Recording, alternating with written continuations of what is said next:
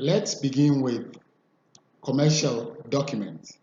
And this is still in session 5, and this is the third video. The commercial documents referred here are listed on this slide. They are the request for quotation, the quotation itself, pro forma invoice, terms and condition of sale, purchase order, order acceptance and confirmation, sales contract, and commercial invoice. Now, one may ask, what is a request for quotation?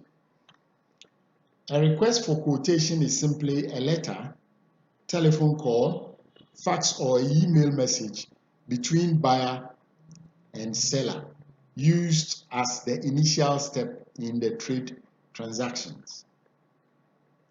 I am taking the trouble to take you through all these steps so that you'll be familiar with it, because every forwarder should be an expert in trade. Because if you are going to be able to advise international traders, then you must have a very good understanding of trade itself and everything that is involved. Quotation. Quotation is as specific, or it should be specific as possible, to avoid misunderstandings. It is normally signed. It can be sent by email message with signature on them.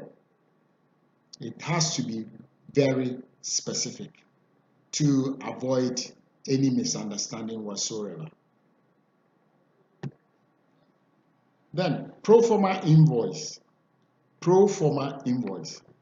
Sometimes an importer would want a more formal document that would help them to get an import permit or foreign exchange authorization or to open a letter of credit.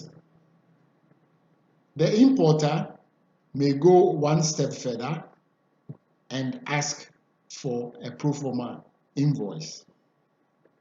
This looks like a regular commercial invoice, except that it has a heading, pro forma invoice, at the top or somewhere on the document. This document may be used to apply for the import declaration form. This is what you need to attach to obtain an IDF. Purchase order. Purchase order. If the importer is satisfied with the quotation or the pro forma invoice, the importer may place an order.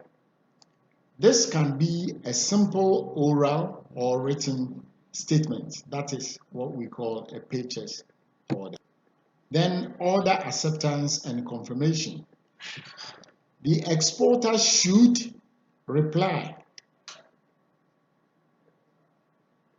the purchase order with a simple statement such as, we accept your purchase order number so and so dated whenever.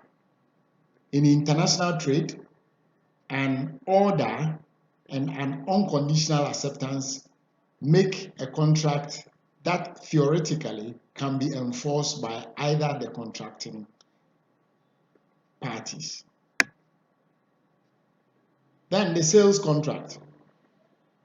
Importers may order by telephone, fax, or email. The exporter then sends an order confirmation, which the importer signs and returns to the exporter. This procedure creates what? A contract of sale. Terms and conditions of sales. The terms and conditions of sales include information that is not on a quotation or pro forma invoice, and it is similar to the fine print used on the documents necessary when opening a bank account or receiving a credit card.